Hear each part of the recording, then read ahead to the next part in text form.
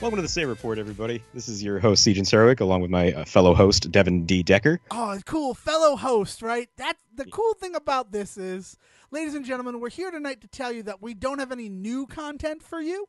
No, all of it's old. It's all old and gross and moldy. But the old, gross, moldy content that we're about to share, that you're about to listen to, Sejohn called me his co-host, and that was before I had a real complex about it. So you're getting to see real, raw, uncut The Say Report. I think this is the third episode that we taped.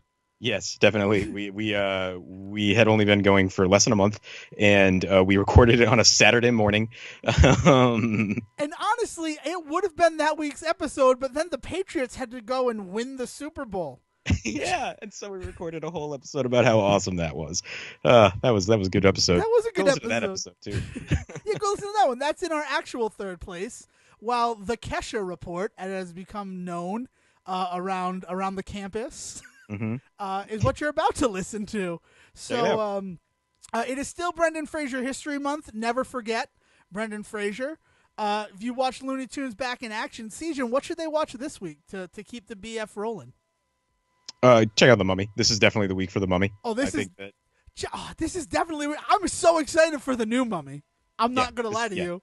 Exactly. Yeah. There's a lot of really good stuff coming out with that, and the whole Universal monster universe that they're creating. We'll have to talk about that sometime, but I think after the Mummy comes out, we actually get to check after the Mummy comes out. So right now, in order to prepare for that future episode, go listen right now, and go watch The Mummy. Starring, you can listen to it too. Yeah, you. Sometimes I like to look up stuff on Netflix while I'm driving and listen to it, and then I imagine what's happening. That's a really good tactic while you're driving. Just closing your eyes and picturing what's happening on Netflix while you're driving. Not everybody has to close their eyes when they imagine, Sejohn. And one final note from future Devon, a.k.a. present Devon.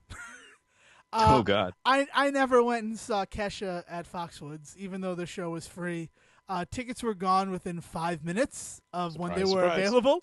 So did not get to make good on that, seeing Kesha at a show sort of in Rhode Island. So for those of you keeping track, that's number 6, promise number 6. All of my promises are aborted. Well, this is early Say Reports, so this is before we finally kind of got down to brass tacks and stopped making promises we couldn't keep. Well, there you go. Do you remember anything about this episode, Sejohn? I get way into talking about Kesha, and I do not apologize for that. That's all I have to say. No, you do not. This was actually back in the time when we joked about changing the name of the show to The Kesha Report, because that's all we had anything to say about at the time. To be young again, Sejohn. It was long ago. Tick-tock on the clock, DJ, blow my speakers up tonight. I'ma fight till we see the sunlight. All right, well, on the and clock, with this, but the party don't stop. No, we have to give you the Kesha Report.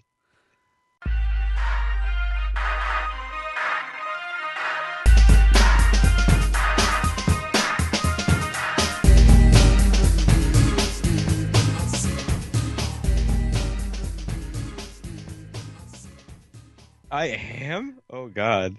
Okay. We're live. That was mean. That was mean of me.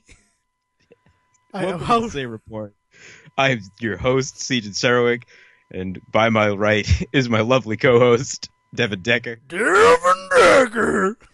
I actually don't know what direction you're in from here, to be entirely honest. I liked to your right. I thought that was my favorite part about it, is he doesn't know where I am. How you doing, Siege? I'm doing really well.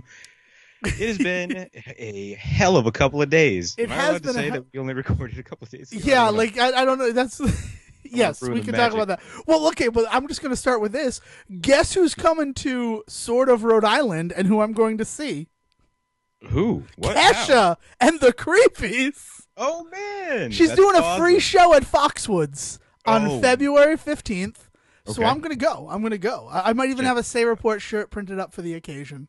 That would be awesome. So, like, honestly, if you're listening to this and you can get this into Kesha's ears, we're huge Kesha fans.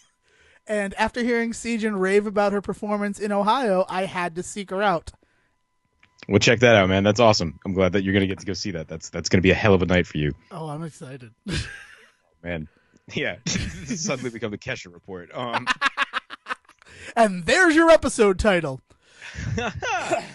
No, but the last couple of days have been pretty crazy trying to get back to work. I am getting back to the swing of things with school, which is always the worst. And the world is falling apart around us. That's also kind of awesome. Yeah, that's awesome. It is kind of, you know what's kind of awesome about it? Not that the world is falling apart around us, but the reaction. Mm-hmm. The reaction is insane. And yeah, everybody's losing their minds. A lot of people are losing their minds. I'm not going to lie. You can't say it. But there has been a unity. There has been a coming together. And are we really surprised that a company with Germanic origins in their title, like Uber, turns out to be authoritarian? Like, really? Yeah, I know. I mean, Lyft just sounds like they were liberal. Yeah. I mean, and also it's a big pink mustache, right? Real subtle Lyft. Yeah, right. Come along for the mustache ride. But you got me with that. You got me with the mustache ride thing. I don't know who I'm talking to. There's linoleum to my right. No, you're right. It has been pretty crazy. But yeah, like we've really come together in a decade. But there's no better proof that the media is frickin' in control. Like that way that everybody was surprised when Hillary didn't actually win the election, as the fact that like my parents had no idea that any of that was happening. That the world was falling apart. Like I think they didn't know that the world was falling apart. They didn't know about the protests at JFK. Oh God. Like yeah. like it was Sunday morning, and you know some eventful things happened for me. Not as eventful as like I went to PVD Donuts for the first time. More on that after. But as we went to PVD Donuts, I said to my mother, I'm like, so what's your thought on this whole protest that's going on at JFK about the ban on Muslims? And she's like, I what are you talking about? And I'm like, oh, okay. Well, so we as a country decided that there was a classification of people that wasn't allowed in for a while. Oh, just like communism in the. I mean, like America, we're fucking trying, but it's a mistake that we made before. My microphone is red. My pants are red. I'm in a red chair. Am I a communist? But we're not worried about communists this time. No, but it's but it also talks about why social media is like the modern day transference of it. Because my mother has a very small social media presence, so of course she wouldn't know about that stuff. Where like my Twitter is blowing up because the kind of people that I follow on Twitter are the kind of people who are going to be like, yeah, attaboy for what you're doing. Yeah, right. And like you can only find this stuff like online news sources, right? Like nobody on TV's talking about it. So I'm just sitting there like refreshing Huffington Post and shit like that, and like Reddit and all these other different websites, getting all that information in a way that like your mom and that ilk is never going to, right? Right. Like, well, I think it crossed my mother's path because a family friend is currently traveling. And she's like, well, I don't know if I'm going to be able to get back in because you see what's going on at JFK. And my mother's like, oh, I think Devon mentioned something. And I'm like, yeah. I mean, the world is kind of like, I mean, the greatest response to the whole thing is, hey, remember that week we let Donald Trump be president? Oh, no. I wish. Good. I mean, I don't know. I mean, like, again, really, my whole argument was, let's see what he does. And he put all his fucking cards on the table, guys. So at this point, you know, like, I didn't want to vote for anybody. I'll be completely honest. Don't blame me for anything. I voted for Kodos. Literally, you can go check it. But I couldn't bring myself to buy a shirt that said that. But it is. It's like now we've seen it, and I don't know. I still don't think I could have supported her either. I mean, she certainly would not have done the same thing. Oh yeah, man. But like, yeah, this is. But at this point, it's too late for the what ifs, right? Like having that conversation is. Oh yeah, I wasn't even talking about but... having a what if conversation because, like you said, there's no point to it. Yeah. We don't That's get gonna be the next conversation, though. You know that. That's gonna be the first. That's gonna be the first Dude, thing. That there's everybody already. just falls I'm back sure that on. there's already the same shit, like with Brexit, where they're like, "Oh, I mean, I voted for it, but I didn't know what it meant. I just Right. yay Brexit." Oh yeah, I voted for Trump because like his marketing campaign was great, but I mean, Amazon gives me 30 days to return stuff. Do I get this here? I have to pay for shipping? Oh Oh, imagine if we God. could do that, though. Imagine if we, as a people, would be like, all right, there's like a lemon law for presidents. Like, there's so many Honestly, there days. should be a lemon law for presidents. It's, that's the smartest thing that has ever been said on the show so far, and unfortunately may ever be said. And of course, this is just in my own opinion, but you're not wrong. I mean, there should be lemon laws on a lot of things. Let's be Right. honest. Barney Stinson was on something. If you're on a shit date, why do I need to take this through to completion? Mm-hmm. Oh, you've been on your phone for the last 10 minutes. Go fuck yourself. I'm not buying you lobster. I take all of my first dates out for seafood. So, ladies, if you're interested. And you're not allergic to shellfish. You know what? They have pills for that now. I'm not going to lie. But yeah, it has been a real... Are you forcing seafood upon these women? Dude, if you're going to be my lady, if you're going to serve as the queen of Devon land... You know what? I'm so much better than Devonland. Devonalia? Like, I'm all up in my head. You got me. First of all, we took this show, the Say Report, which is a show about everything. So, of course, politics are going to jump into it. But, like, 3 episodes in, good for us. Good for us. It kind of threw me off. Oh, man. But we're back, though. We're back on it. I think we're So there. what did you do with your week? Let's do that. My couple of days, I tested out a shit ton of electronics. I redid the whole area where I record. I'm in my comfy chair now, which you didn't see because you never came to my house when you were last in Rhode Island. Because you know what? If we hadn't had to move our big solstice party, you still could have come and you would have seen everything. And but whatever. So I tested out a bunch of stuff. Get another platform for you to complain about the solstice party move. Oh my God! Did I do this again? Have I already done this here or no? Yes. Oh, not fuck. here, but you've done it with me. The solstice is on the 21st, Dad. Like, seriously, just take off a day. He just came back from Punta Cana. He took off 6 days. But God forbid for the solstice party. All right, I'm done with it. The solstice, it happens every year. My house, find it. So I tested out a bunch of electronic stuff because, you know, I just kept buying it at like really good prices. And then I'm like, I need to see if this actually works. And I ended up returning a good amount of it. Let's be honest and moving on. No, and then I did try PVD donuts. I don't understand. Have you had any gourmet donuts yet? Has something that hit the center of the country or? No. We're about 2 years behind the rest of the world, so we'll have it in about 2 years. Yeah. Which, thank frickin' God you are, because Tim Hortons is my favorite. Timbits for life. Yeah, man. They're all closed here. Do you know that? What? Like all the Tim Hortons are closed in my neck of the woods. Oh no! So like within a couple of years, they'll probably be gone from you too. I just want you to prepare for the Timpocalypse. No, I need my maple dips and my Timbits. You need your Timbits. Life is meaningless without Timbits.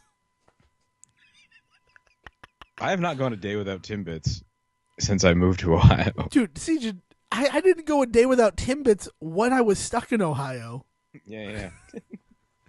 Good times. And then, so I tried, they have a new gourmet donut shop. It's up in Providence. And my mother read an article about it. And, like, I always kind of want to go. But this one time I tried to go, we had other plans and they just fell through. And we're like, oh, we're up at 7 anyway. Let's head over there. And we got there for 7:30 and there was a long line. But the thing that, like, was distinguishable about this line was the lady in the front had a blanket. And that just says to me she's been there for longer than 5 minutes. Yeah, you think? She's got a little hut going, a little fire. You don't bring a blanket unless, like, I'm in this for the long haul. What's she doing? Waiting for Star Wars tickets? But she had a blanket, so that became, like, the way that we looked at it is, like, that lady had a blanket. Like, there's no way I'm going to get there early enough to wait to get a blanket.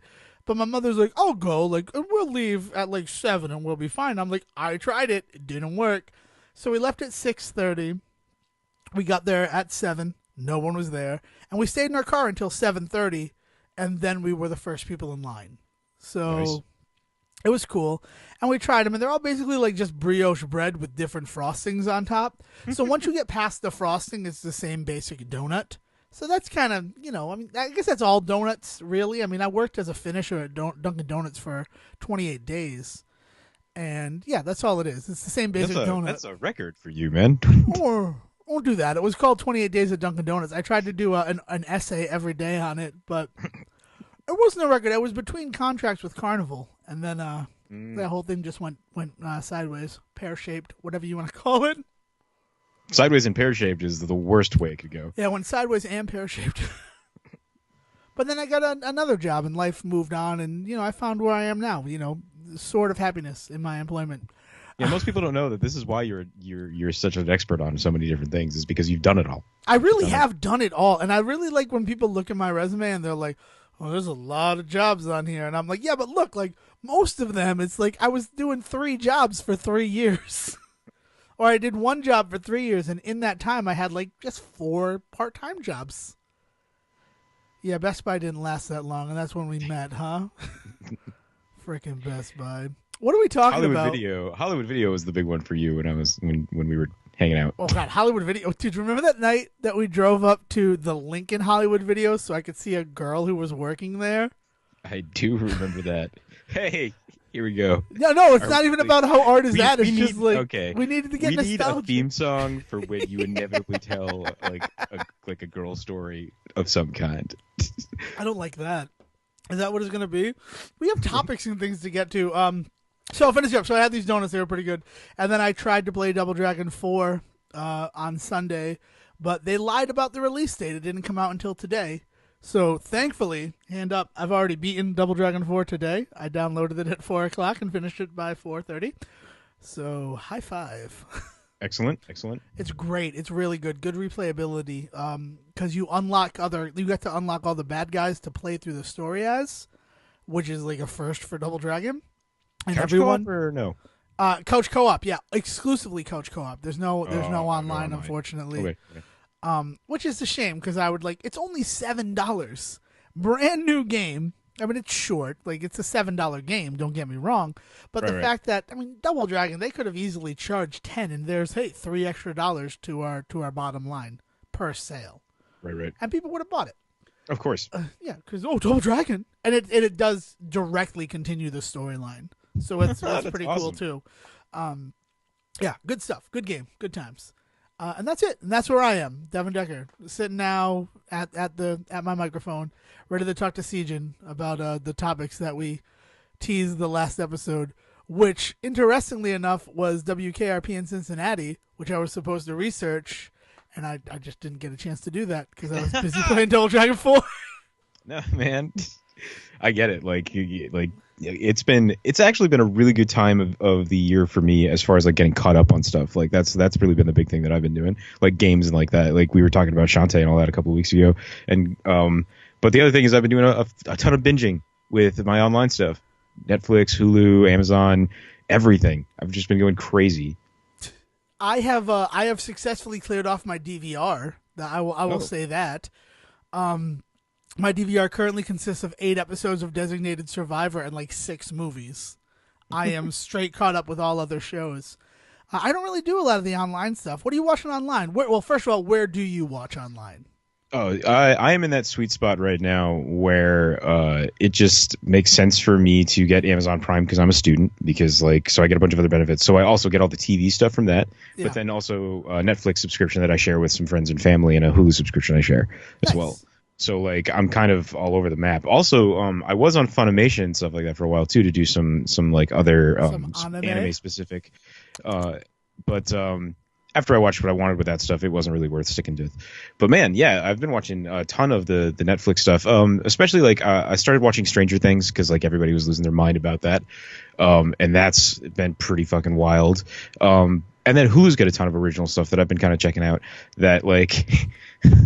Oh, well, the first thing I want to say is that, like, everybody has been losing their fucking minds over Stranger Things. Oh, yeah, paraphrasing Sejohn Sarawak, of course. And that right there is the quickest way to get me not interested in your TV show. And I feel bad about that. But that's not their fault. No, it's not their fault. But when people enjoy it, and I need to find stuff organically. I think that's my thing. Like I'm not lying to you when I say I'm never gonna watch Stranger Things. Yeah. Well, Like, I don't think you're the only person like that, though. You know, I think there's a lot of people out there that would agree that there's something about like it gets hyped up so much that it just becomes this like it becomes this thing where like you just don't want to touch it because in case it's not that good, you don't want to be that guy that like doesn't like it. You know.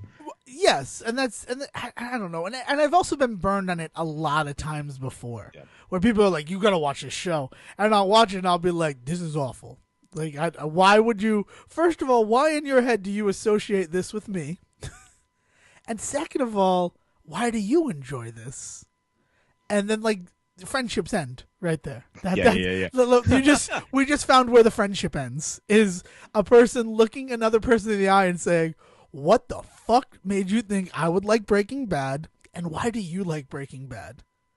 And then they're like, so you can leave my house whenever you want. And I'm like, okay.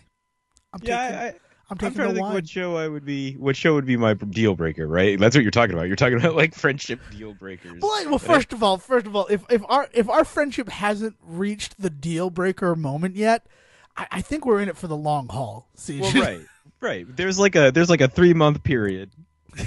There's like a lemon law period, if you will, in which you like you're testing boundaries, and so you're just like, y'all like Buffy? And they're like, yeah, I like Buffy. Good. Oh, Buffy is right? Actually, you know what? There's your line, because last week I said that I didn't watch Buffy, and you said we're no longer friends. So we don't need to wonder. There's quantifiable evidence in last week's episode. So now everybody knows where my line is. But I imagine that'd be just the whole Joss Whedon verse for you, right? The Joss Whedon verse? No, I understand that the only one that everybody has probably at least like heard of and seen like a moment of is Buffy. You know what I mean? Like if I ask about Firefly, I know there's only a select group of people out there that are going to get on board for that. Dollhouse even less, right? You know what I like about Firefly? That movie that they did afterwards, that was really good. It was. I really like Serenity. But I will be honest, the show, I mean, I loved the pilot for Firefly is really, really good. I went to a friend's house and I watched the pilot with them, and I'm like, oh, this is something I might want to watch. And I went to Best Buy, and Firefly on DVD was $10, like on special. So I bought it. I can see it right from where I am. I can see my DVD shelf. And I tell you, I've watched none of that. I haven't. It might still be in the wrap. Same with like my Arrested Development. I own all 3 seasons of Arrested Development. But this is why I love doing the online stuff, man, is because I can do that exact same thing with my Netflix queue, but now I don't have a physical thing in front of me that I like went out of my way to get a hold of, and now I don't feel guilty about not watching it. Yeah, there's a lot of DVDs behind me that are still in the shrink wrap, and that's just me. That's just who I am. So what does Hulu have? Well, like when you say original, do you mean like Deadbeat? Is that the name of that show? Well, there's a couple of different ways that all of these guys go about this, right? Where they do quote unquote original programming, but what they do is a lot of the time is just go out and buy up programming from like other places that we just aren't getting any other way, and then they can call it like an exclusive or something like that. So, for instance, Netflix seems to go to like Canada a lot and get like Canadian like kids shows and things like that. They love Australia. They love Australia. Oh yeah, Australia because too, right? Mako Mermaids and H2O Adventure, that's my jam. That's my streaming binging jam. Oh, here we go. We found the thing that you're binging. You got one. Oh man, when a new season of Mako Mermaids comes out, I'm there. I'm freaking right there. Those girls. One, right? What? So you're talking about Netflix, right? I'm talking about Netflix. That's on Netflix. They that was like really early for them to like start doing their first like kind of original programming where they went out and they found that was one of their first like big like kids oriented shows. Yeah, I didn't realize that you had gotten into it. Oh, I love that. Oh, Sejohn, it's first of all H2O. Okay. That show is amazing. I love H2O, Just Add Water, and that was on Netflix. And I worked on a cruise ship, so when you're on a cruise ship, you're trapped, right? And you're held at ransom to these incredibly insane stations, like Boomerang. Like, you know what Boomerang is in America, right? Right. Yeah. Where it's like old cartoons, and I don't even think it's that anymore. Boomerang in Latin America is like their TBS. That's like the best way to describe it. And they don't have commercials during the shows. They're like another. It's like a weird thing like that. So you just like see the show, and then you'll have like a nice 10-minute block of commercials, and that's Sugaritas. I will never call Frosted Flakes again. They are Sugaritas. But one day I was not feeling great, or I just didn't have to work, and H2O Just Add Water was having a marathon, and they showed the entire second season where another girl gets mermaid powers, and oh my god, and she's dating Lewis, and it's like all sorts of crazy stuff. No, wait a minute. Is that not the first season's plot as well? No, the first season's plot is that they get mermaid powers and they need to learn how to live with their mermaid powers. Right, and then the next season is they just add another one. Well, but she's mean. Oh, Charlotte no. is her name, or Chloe. Oh, God. It starts with a C. I think it's Charlotte. Yeah, Charlotte is the fourth mermaid, and her whole thing is that like you don't deserve your powers. It's my birthright because my grandmother had powers. So she's like real possessive of them, and also because Ricky, Chloe, and I can't remember the third one's name because she leaves, and it broke my heart the second she left. So what is the caliber of like filming for this? Like, okay, so what is the production value? It's like real Australian television, is what I'm going to say.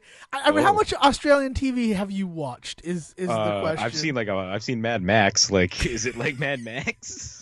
It's better than that. I don't know. So I mean, Mako Mermaids is a huge step up. Like it uses a lot of modern stuff and it looks really good. And Mako Mermaids just tied itself to H2O Just Add Water by introducing Ricky as a character, and that made my freaking day. Big spoilers for Mako Mermaids. I love Mako Mermaids. I'm not even lying to you. This is 100% unfiltered Devon Decker talking about how much he loves Mako Mermaids. And it's because I watched H2O and I fell in love with those characters of Ricky and Chloe and third girl who went off to college and got replaced by an actual factual mermaid, which like I don't know, I've never watched the third season, but like the ocean is mad.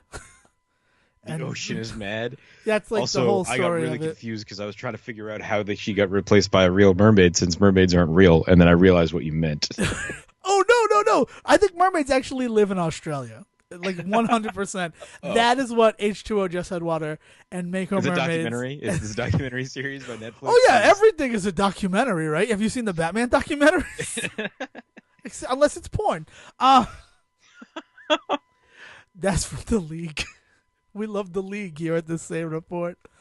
This is fun. It's like a phone call. But yeah, no, I love Mako Mermaids. And the quality is really good on that one. I feel like the acting is super. They try, and the story is really good. And that's one of the things that's been really cool about the Netflix stuff, especially, is the caliber of things that they've been able to produce. Because when they first started announcing that they were going to do original programming, like that was the question, right? It's like, well, okay, that's great, but what is it going to look like? And like, there was this weird moment where like Turbo Fast came out and a couple of other projects that they had been working on that were serviceable, and then I think what was it, like House of Cards or something? Well, House of Cards was their first, not their first big one. It was their first big hit, but House of Cards happened before Turbo Fast. Yeah, House of Cards was before Turbo Fast because that was why. First of all, I love the movie Turbo, which that's based on the DreamWorks film with Ryan Reynolds as the snail who gets mutated into a race car. Kinda, I don't know. That snail is fast is one of the greatest like modern representations of YouTube stardom ever in a film. Because I remember like when they were like, yeah, it's gonna have a Netflix original series. It's like, oh, that makes sense because like. They just did House of Cards, and everybody loves that. So, like, why wouldn't they tie their horse to that wagon? But I think the one before that was it's like scary wood sounding descriptive adjective. Shady something. Howl Creek, some nonsense like that. What about the werewolves? No. I don't know. Famke Jensen? There's one about werewolves with Famke Jensen? Yeah. That's right up my alley. I mean, I think really I just like supernatural things. Eli Roth produced it. It's killing me that I can't remember the name of this stupid show right now. But so they've been doing the original programming for a while, and one of the things is like you look at House of Cards, you look at even the DreamWorks cartoons that they've been making and things like that, and the caliber is just so good. Like, it's so high, Yeah. and it's a really good time to be watching silly television.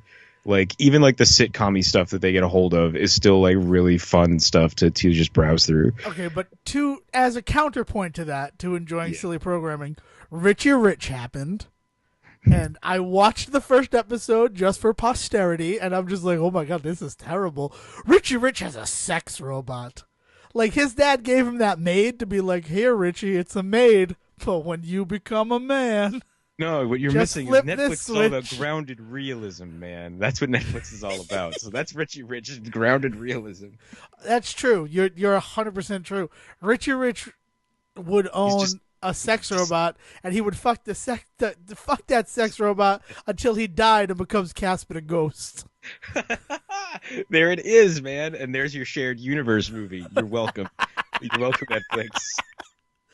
I prefer to think of. I would like it if we could somehow connect the Macaulay Culkin Richie Rich to How do we the get Christina Ricci how do Casper. we get Wendy the Witch in on this? Oh, fuck Wendy the Witch. I'm just not a fan of Wendy the Witch.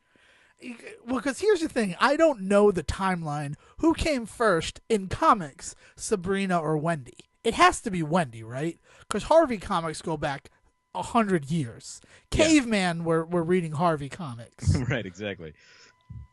But I love Sabrina. Sabrina's this character that the barber shop that I went to as a kid, Roland's dead, so I can name drop him. I cried for a long time and didn't get a haircut because I didn't want to find another barber because I missed Aw. Roland.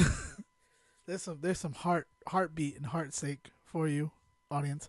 But he had a Sabrina the Teenage Witch comic, like number 73 or 72. I own it. I since tracked it down and found it, and I was unable to find a single copy of it that someone hadn't already completed the stupid crossword in crayon. So I remember going to like dentist's office and the highlights magazines all being done like that too. Yeah, like I it's just hate like that. this is awful. Like, but I read it and I'm like, this character is great. And then I like, as an older person, being like, oh my god, that character's getting a TV show and it's Clarissa. I don't know. This got derailed from TV, but Sabrina the Teenage Witch was on TV. You know what though? And speaking of silly TV, every morning it used to be Beast Wars Beast Wars was the first one, not Beast Machines. And then they like silently replaced it with the animated Sabrina the Teenage Witch show, which had Melissa Joan Hart. I was just thinking about this weekend.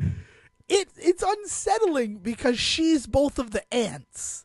Like, someone else voices Sabrina, but Melissa Joan Hart voices the two ants. And it's just like, okay, what's happening? And like, they're younger, and she's friends with Harvey, and like, Devon, I have to ask how you got here. how I got where? How did you get to talking about Sabrina the Teenage Witch? I started with Richie Rich, and then I brought together your shared universe movie of Casper the Friendly Ghost, which was a step to Wendy the Witch, played in the movie by Lizzie McGuire herself, Hilary Duff. And I said that Wendy the Witch has always made me feel uncomfortable because I'm a big fan of Sabrina. And then I wondered who came first. Clearly it was Wendy the Witch, but Sabrina is still the first in my heart. And then talking about Sabrina the comic book character naturally led to her television show from TGIF, which naturally led to the animated tie-in series to make younger kids fans of Sabrina because they could not deal with the adult themes present in the TGIF series. Okay, thank you. Just tracking that. Oh, Thanks. dude, I track it all the time. I can go back. I'm nuts like that. That's what you were trying to prove, huh? Oh no. But we were. So Richie Rich. Richie Rich was really the first big misfire on the part of Netflix. Richie right? Rich was really kind of a big. It blew up in their face. I mean, like, and not really though, right? And that's the other thing is that like what's really creepy about all this stuff is like how they don't tell anybody what's going on, right? Because like we all talk about how great House of Cards is, but for all we know, it's a big money sink for Netflix. We don't. There's no numbers out there. So who knows? Maybe Richie Rich was actually just like money in the bank for them. Like they were just like, nah, just enough people watched it where it doesn't matter. We broke even. Well, kids will watch anything. Let's be completely honest about it. Kids will, It's unfortunate that kids will watch anything, but it also leads to what you said, a lot of fun, silly TV. Like the fucking 90s, right? Every cartoon was a toy commercial. Agree? Yeah. Well, yes, of course. I mean, they only ever added characters because they had new toys to sell. So yeah. Exactly. Like, and characters never stayed dead because we have a new series coming out and he's pretty prominent in it. He's got 3 variants of this character. Now you have to buy the new toy to match the reissue. Oh god. So thank you Transformers for starting that. But Street Sharks, right? For as rip-offy as it was of Teenage Mutant Ninja Turtles, was fun, silly TV. Oh yeah, man! I love Street Sharks. I remember like episodes of Street Sharks far better than I remember episodes of Teenage Mutant Ninja Turtles. Well, and then what you get is these guys that are making this silly TV, you know, because then they're given the opportunity to do some really cool, like crazy stuff. Like, I mean, look at Tiny Toons and look at the whole Spielberg lineup, the whole Spielbergiverse. Yeah. Like there's a shared Toons, universe. Maniacs. Oh yes. Like without Pinky question. the Brain, like all of that Freakazoid. stuff. How do you not the crown jewel? I hate that Freakazoid only had 24 episodes. Oh man, it's perfect though because it is exactly what it needed to. Like there's not too much of it. Yeah, I think what also bums that out is that I bought the DVDs of Freakazoid and I still love Freakazoid. Like that is going to be a forever love for me. But because of how the broadcast worked, like there were episodes that were just halves of Freakazoid cut together, and all of those are on it. So like I'm like, okay, I don't need to see the one with the clown. The cloud 3 times. Like they would put that with everything. Like that was their crowning achievement, was that cloud that turned you into a clown that the Loeb had in the friggin' Alps. If she lights a candle with a nose. We watch some weird stuff as kids, yeah, like that's right? the thing. So like I've been going back and like watching some of that stuff through Hulu. That's the big thing that I do on Hulu is I go back and find weird, like really weird shit that we used to watch a long time ago that they've been able to get to acquire. What's the weirdest shit you watch on Hulu? Let's see. Like in older stuff or or all together. Let's go with older stuff because that's where we are. But I would love to hear all together because I have an answer for the craziest thing that I've watched on Hulu. I've gone back and found the thing that really brightens up my life is Mystery Science Theater. Looking at any of the shorts collections that they do, and now they do a whole bunch of riff track stuff. Yeah. So I've gone down that rabbit hole to find like the riff tracks, not animated, short film stuff that's just been nuts. And some of the videos that they have that are like you know they're all like how to clean your hands, like old 1950s like duck and cover videos and things like that are just like bizarre. How to wash your hands is a fantastic Mystery Science Theater 3000. Like without question, they're all good. That's why I think Manos: The Hands of Fate is so prevalent. Is that it has a short film before it, right? Or am I thinking correctly? I don't remember if Manos does. I remember loving any episode that did though. That might be the one with the Gumby short in front of it, which is one of my favorites. Right. Like if you had a Mystery Science Theater that had like the short film and then the movie, that was a good time. Those were great. But going in that direction and like finding like some of the weird stuff, because I remember growing up with Mystery Science Theater just playing on in the background, you know, like and like that just being a part of my life growing up, and now it's not around anywhere. So being able to find stuff like that's been awesome. It's coming back though, right? Like that's still happening. Yeah, God knows when that's going to come out, but apparently they filmed it all. I'm trying to remember if that was the Kickstarter was for them to make it. I don't think they have like a publisher yet, right? Like a producer. I don't know what. So right now we have it, but how will you get it? Exactly. So that'll be really weird. Okay. I think Netflix would be the best way for them to go with that. Though. Yeah, something like that would be real easy, especially like if it is Netflix. Hey, Netflix, also get the Mystery Science Theater 3K version. And put that movie up. Yeah. And like right there's like people are gonna watch both. Like I own Clonus. Why do I own Clonus? Because I saw the Mystery Science Theater 3000 of it and was like, I need to see this movie undone. And then when The Island came out and we're sitting in the theater, we're like, oh shit, this is just Clonus. And that was fun. The one Mystery Science Theater movie that I own outside of Mystery Science, well, actually, Plan 9 from Outer Space, but everyone owns Plan 9 from Outer Space. I think it just comes with DVD players. It's like right. the Super Mario World of DVD players. I'm pretty sure actually if you buy the Mystery Science Theater version of it now, they also just give you the movie because like what the fuck are they doing with all their Yeah, exactly. That's what they've been doing. Like we had to license it anyway. Why wouldn't we include a copy of it? Like that was the but coolest part about the sets. the one that I had to go searching for was Santa Claus versus the Martians. I love that movie. I've never And I seen needed it. You have it. You have it on MSC. I have too. both versions. I have Oh the Mystery Science God. Theater version and I have the original version because like I am a sucker for those kinds of older films. So like that's what I'm using, Hulu for as well, right? Is going back and just finding these old B movies and just watching them. And man, the cardboard sets, the bad costumes, all of them are so perfect. And it's a Christmas movie. And one of the things that everybody's going to just have to learn about me is that I just fucking love Christmas episodes, Christmas movies, Christmas anything. Like if there's ever a terrible movie, it automatically goes up like 2 or 3 ticks in my book if it's got a Christmas in the background. Oh yeah, it's. I think it's event like. I really like a TV, like a Christmas or a Halloween episode of TV. Those are the greatest episodes of television, without question. Yeah. I agree with you there. So, what's the most random new thing on Hulu that you're watching? Fox has this animation domination night that I think is either on FXX. I don't watch Oh cable. yeah, it used to be on regular Fox. It would be on at 12 from 12 to 1:30. Right. And then they moved it to FXX on like Thursdays, but I don't know if they're still doing that. Well, they've got a ton of stuff on Hulu now that are like shows from that block. So like Stone Quackers is one that's up there, which is like it's this really weird it's like if David Lynch made an Adult Swim show. Like that's what it is. Like it's very bizarre. And then it's also about it, and the main characters are all ducks, which is why it's called Stone, and they're stoners. So you that's just why it's get a called thing for ducks, right? That's what I'm seeing. That's me? the emergent. Oh, yeah. I don't want to say it's a pattern yet, but You know what? I think it is.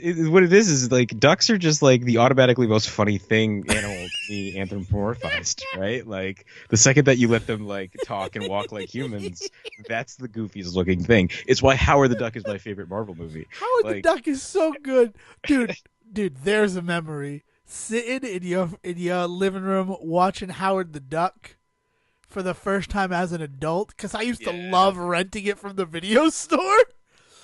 But we never owned it. But then sitting and watching it, that was such a great day. Anthropomorphized ducks that's what's always going to do it for me, man. God, you ruined me right now. Like all I want to do is watch Howard the Duck. Was that when we were working that weird audiology conference? Probably. Like we came home from that and just and we were going to spend the night at my house anyway, so we were just like, what the hell are we going to do to just like kill a few hours before we get back up and go back to the stupid thing? Yeah. My God, that thing, they were so mad at us for being like, none of your computers have Adobe Acrobat. That was it was our fault. And they're like, what? And they're like, yeah, people want to open PDFs and you can't do that. Would you like us to fix that?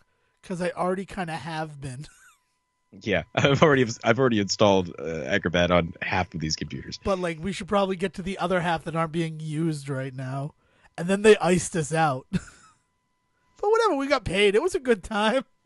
I learned a lot about sound, and now we're doing this. There you go, kids. You want to be a podcaster?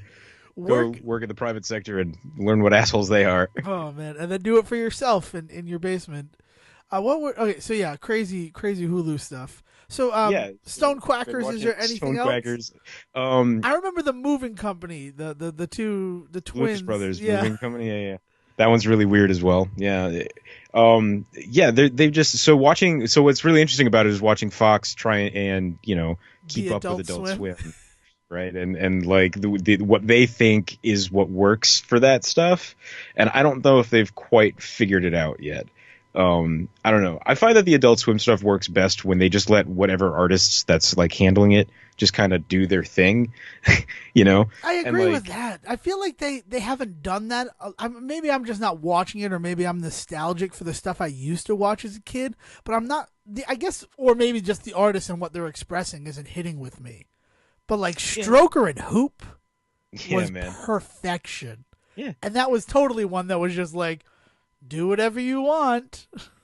Well, right, like that the guy that created that clearly had a very specific vision of wanting to do that style of 80s buddy cop show, right? Yeah, And like went about doing that. And like I mean, but if you look at something like Venture Brothers, where they don't even have a set schedule, they just come back whenever they feel like, whenever exactly. Doc Hammer and that and those guys are Same with like like the Boondocks. Like, remember when there was a fourth season of the Boondocks and everybody just was like, because, yeah. "This? I thought this show was done." Right? Hmm.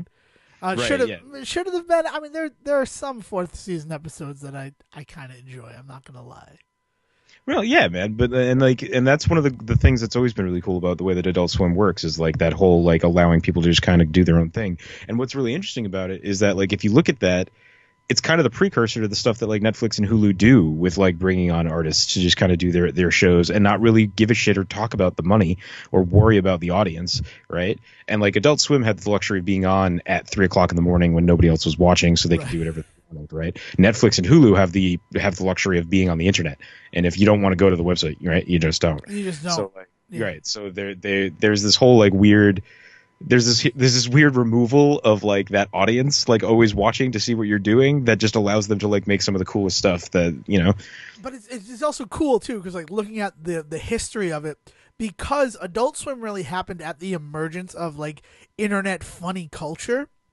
Like, I remember I learned about Homestar Runner, and then that weekend was the first Adult Swim, watching like Bracken stuff, and I'm like, Right, oh, this yeah. is crazy. It's like that stuff that I watch on the internet, but like the internet is slow at my house. I can just watch it on TV.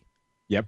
And And you're watching Space Goes Coast to Coast and all that sort of stuff. and the Brack Show and C Lab and all these things that like would nowadays just be like an internet video. But Adult Swim's like, people don't have the internet, right? So like, fuck it, let's do this. Yeah, It's and then you add to that cool. all the anime stuff that they were doing as well, and that definitely pulled all that in, right? Which- And like, so I think that what's happening now is you have guys like Netflix and Hulu looking to that, even Amazon looking to that, and like trying to create programming that kind of fills more of the void than Adult Swim is, because as much as Adult Swim is being cool about their programming, they also are very much geared towards a very specific type of like humor and audience, right? Yes. Right. So it's like Netflix, Hulu, Amazon, these guys are coming in to make original programming with that mindset, but to feed a wider audience. Exactly. Without an audience, because here's the thing: you don't want to alienate your core audience, and that's why Seth Green and Matt Seinrich get 100 shows on Adult Swim, and that's fine because a lot of their stuff is really good. But then, like, I don't know, you know what they started showing again on Adult Swim is What? Titan Maximum. Hmm. Do you remember Titan Maximum? Which one is that? Titan don't Maximum is remember. it's like a Voltron parody, but it's done all stop motion. Oh my God. It's- No, I do not remember. Oh my this. god, I you need got to it! check Oh my this god, it's right on there.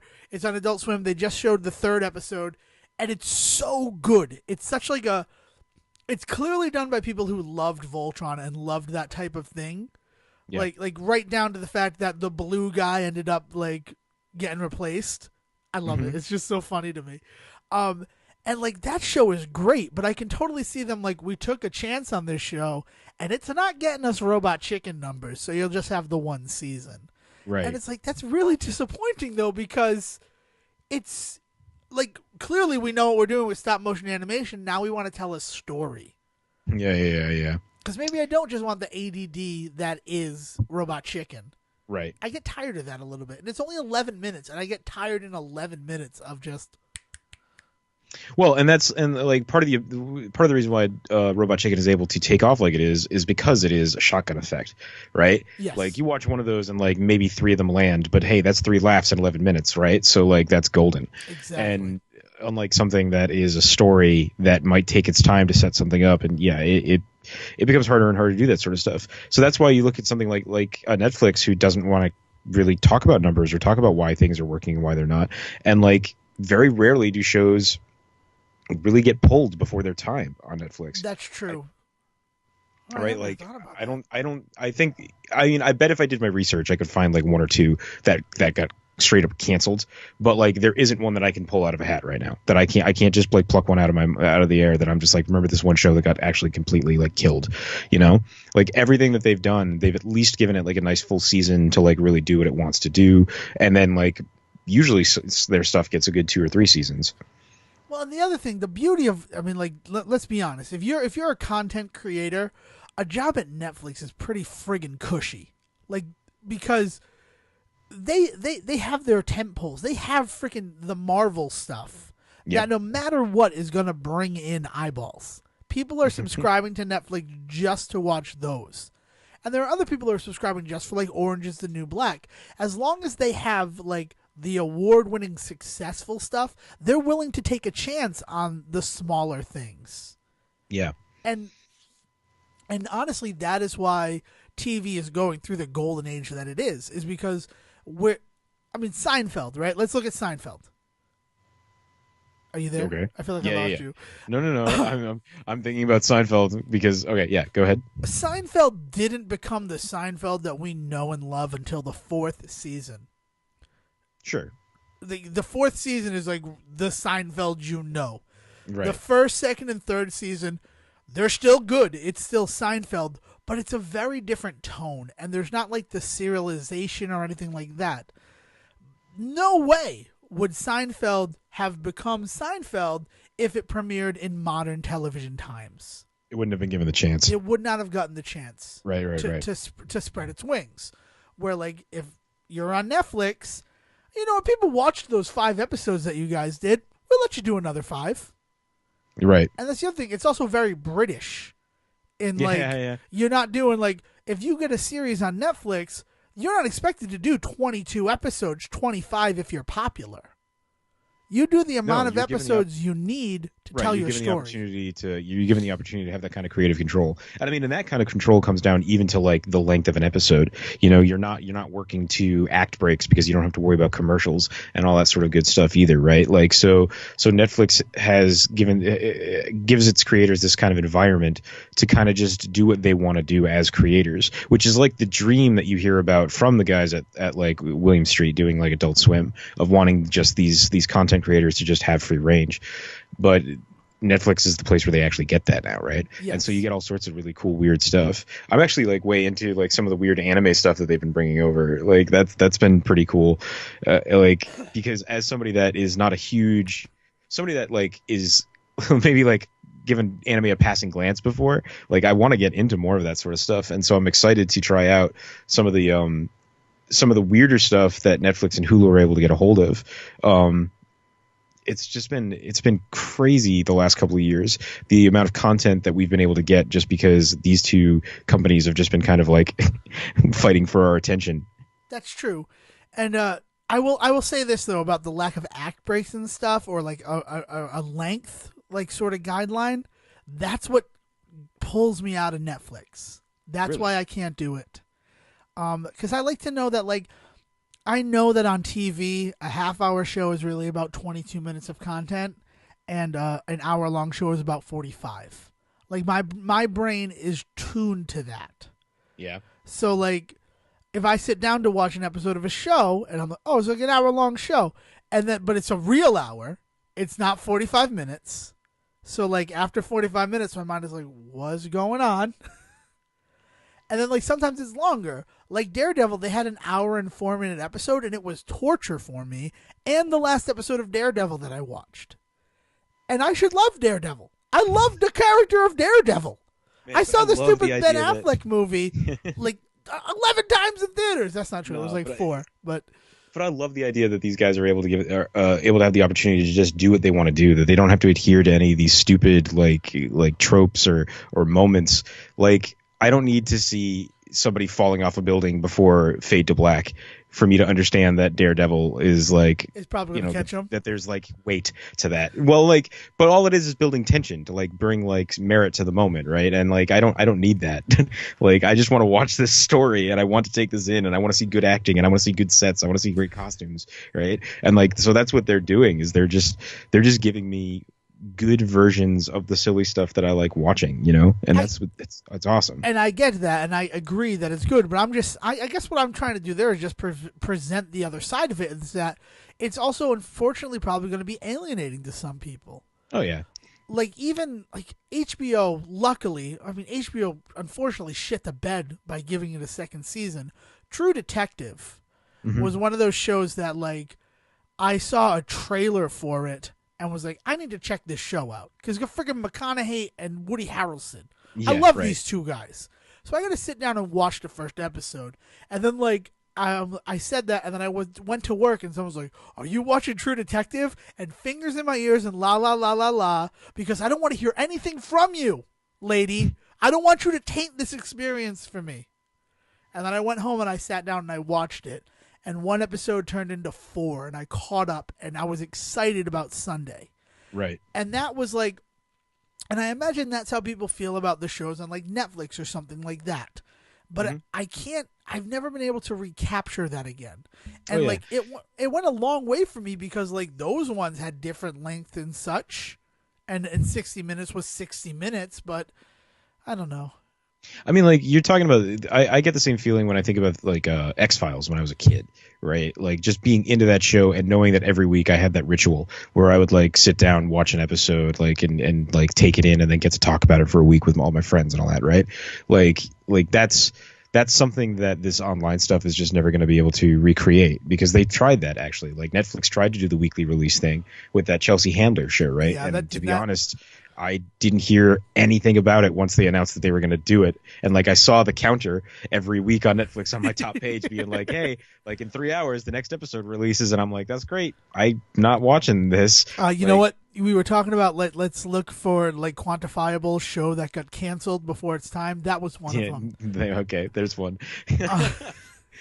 But like, so you're never going to recreate that moment. You're right. Like there's definitely there's elements to that television watching, right? Yeah. But I mean, like we forget that like a lot of channels didn't have commercials in the early 90s. It wasn't until like 92, 93 when like commercials on the Disney Channel and Nickelodeon and Cartoon Network became like a thing. I want right? to say that like I didn't see a commercial on Disney Channel until 1999. Really? And I remember like it blew me away. I'm like, what the fuck is this? I mean, I remember having VHS copies of shows and movies from the Disney Channel that have no commercials on them. Yeah. You know, like because they were allowed to do that, and then they're just like, no, kids are stupid. Let's sell them shit. You know what ruined it? You know what honestly ruined it? And I love the movie. I love the movie to death. Josie and the frickin' Pussycats ruined TV for children. How did that movie? Okay, I need to remember what year that movie was. 1999, the same year that fucking there was advertising on Disney Channel. I think it may have been 2000, but it was one of those. It was very early because the soundtrack. So was Josie and the Pussycats, featuring Rachel Leigh Cook, if I'm not mistaken. Rachel Leigh Cook, Tara Reid, and Rosario Dawson. Rosario Dawson, that's right. Also featuring freaking Alan Cumming. Mm-hmm. Alan Cumming as the evil villain selling Big Macs through the music. Oh my God! And I remember that movie. I can't think of the lady name. She's in it. Parker Posey. Parker Posey. And Missy Pyle is in that movie. We've almost named everybody, but I can't think of the name of the guy who plays the pothead in Road Trip. Oh, DJ Qualls? Not DJ Qualls. No, DJ Qualls is the nerd in Road The one who Trip. played Axe on Animorphs. He plays Evan on Royal Pains. I know his entire filmography, character name. I can't think of his name. Got the fro going on. Yeah, he's a good-looking guy. But yeah, that like that movie, because the whole conceit is children have disposable income. They don't have bills to pay. So with this money, they can drive the economy. And like I honestly believe that like no one thought of that before Josie and the Pussycats was like, duh. Like they were trying to be satirical about it, and then they're fucking us over. I don't know how to break your heart like this, but they were pitching shit to kids long before I know, but I understand that, but like they were pitching it to teenagers. I feel like they weren't pitching it to children specifically. Oh, no, man, look at like Transformers and all of that sort of stuff. But that was in TV. At least it was entertainment. Yeah. I didn't need commercials because my entertainment was selling things to me. So you want it to be like vertically integrated into all of your watching. Is that I think that's what dude, can I tell you something? Like straight up, G.I. Joe Retaliation. Is that the first one? No, G.I. Joe The Rise of Cobra. G.I. Joe The Rise of Cobra is the I wanted to fucking buy every toy. I saw that movie and I'm like, I need to buy all of this because Retaliation's the one that starts off with them killing everybody that you loved from G.I. Joe Rise of Cobra. But then it also introduced Adrienne Palicki, who is one of my favorite actresses ever, and the goddamn Rock. So forgiveness. They kept what's his nuts there? What? Snake, Solid Snake there. No, what's his name? Duke was the other one. Oh, who? Not the ninja. Snake Eyes. Snake Eyes. I was right with Snake. All right, good. Snake was good. Yeah, Snake Eyes and Storm Shadow. Yeah, those two stayed because they mostly wear masks.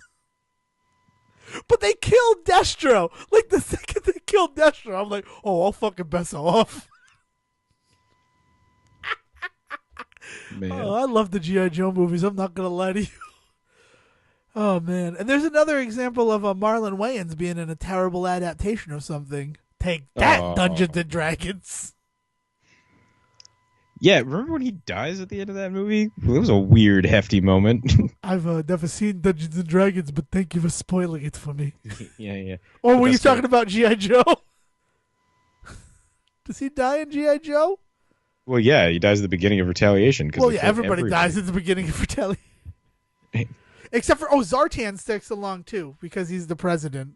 And that's, like, the whole plot line of that movie. Well, Billy Zane got to work, right? Billy Zane needs to get his, mama. Is that Billy Zane? I forget. Or is that dude I always confuse with Billy Zane, the one who played the mummy? I don't know. I honestly don't know, but it seems more like the caliber of the dude who played the mummy than Billy Zane, bad guy of Titanic. Well, I mean, like Iceberg, then Billy Zane. Or good guy of the Phantom. I don't know why you had to go to Titanic. I was about to get to Phantom. I gotta build up. I love Phantom. Oh, I have the ring. We should do the Phantom someday. Oh, we should totally talk about the Phantom someday. Oh, so here's what I'm watching. Here's what I've gotten into, because you've like hinted at anime a bunch of times. Yeah. I am watching Dragon Ball Z Kai, the final chapters. Oh man, the latest one that's come out. Yeah, so 7 years later. So like after the Cell Saga, where Gohan is in high school.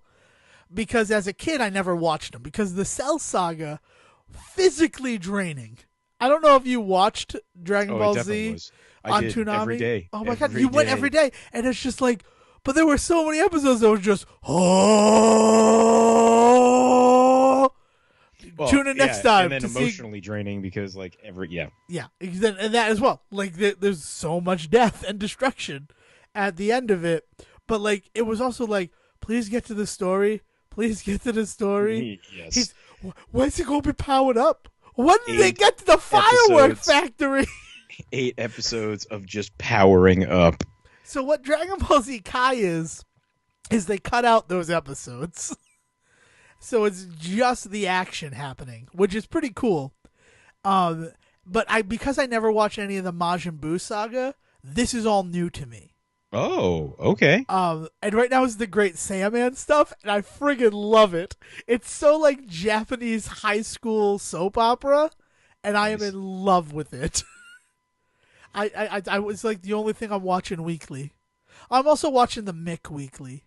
Check it out. Yeah, Caitlin Olsen's pretty funny. I got about 5 minutes into the first episode tonight, and my food got here, and then I promptly forgot about it. So if that tells you anything about my feelings, I will tell you this about the Mick. The first episode is garbage. The fact that pilot got put to series blows my mind.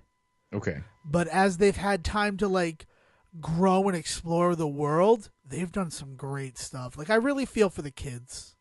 Okay. And it sort of reminds me of I don't know if I want to say Sons of Tucson or Malcolm in the Middle.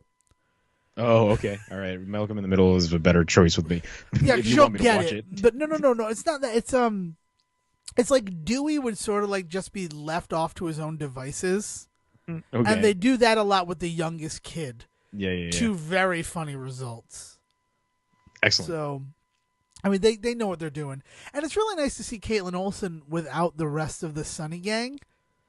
Because, I don't know, like, I don't mean to be rude to any of those guys in Always Sunny. I love Always Sunny. I enjoy the show. But, like, she was working before that show more than, like, I don't know what Charlie Day had done before that show. I don't know what Rob McElhenney had done before that show. I know that Glenn Howerton was in Crank and Crank 2. And Serenity. Okay. He shows up for a scene in Serenity. Okay, and he has his one scene in Serenity. But Caitlin Olsen, like, I remember her from, like, the Drew Carey show when she was Drew's boss at the Google stand-in. Like, so it's nice to see her getting to be her again. Yeah. Because Dee is, unfortunately, just like the straight man in that show. Is she? Yeah.